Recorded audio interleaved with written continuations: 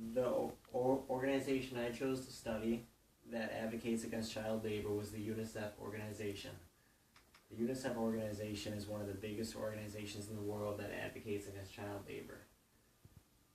About 250 million children go out to work every day, and almost half of them work full-time, about 120 million children. Of the 250 million children concerned, some about 50 to 60 million children are only between 5 and 11 years old. UNICEF is an organization that is composed of 500,000 American individuals and organizations that are against child labor. UNICEF makes the world better for kids, and they work in more than 190 countries and territories to better improve the conditions for children, provide them better health care, clean water, nutrition, education, emergency relief, and more. A quote that I found online was, "We're working toward the day when zero children die from preventable causes and every child has a safe and healthy childhood." Over here I have a YouTube video that is the World Day Against Child Labor, that is the fight against child domestic workers. Millions of children work to help their families in ways that do not harm them or infringe their rights or interfere with their education. But millions more are exploited and abused.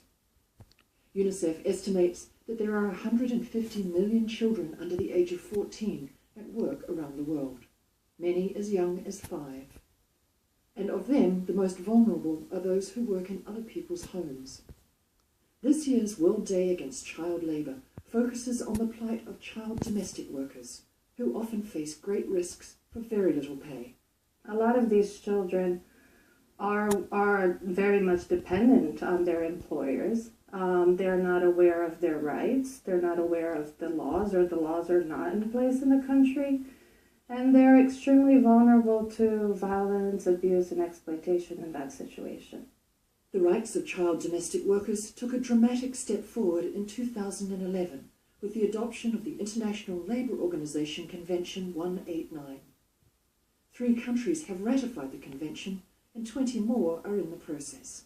It's really important that partners in the ground government ratify this convention and work towards developing national laws and policies to implement it. The abuse of children who work is not just a concern for children and their families, but for entire countries. Child labour not only deprives millions of their rights and their education, it reinforces the circle of poverty and hampers a country's development. This is Chris Niles reporting. For more information, visit unicef.org. So why choose UNICEF? UNICEF is experienced. They've helped save more children's lives than any other humanitarian organization in the world. UNICEF spends 90 cents on every dollar we receive on programs that help children. About 7 cents of the other 10 cents goes fundraising, and the other 3 cents goes to administration. Here are some of the options that UNICEF have for donations. So one program is $30 a month, which you can provide 33 children a course of anti-malaria treatment, which is a disease that is highly treatable when diagnosed, but can be fatal if left untreated. Another donation program is $100 a month, which translates to $3.33 per day, can provide 7 families with basic family water kits, ensuring access to clean drinking water in an emergency situation. If you want to help, the first thing you can do is educate yourself. Learn about child labor and learn the main issues of it.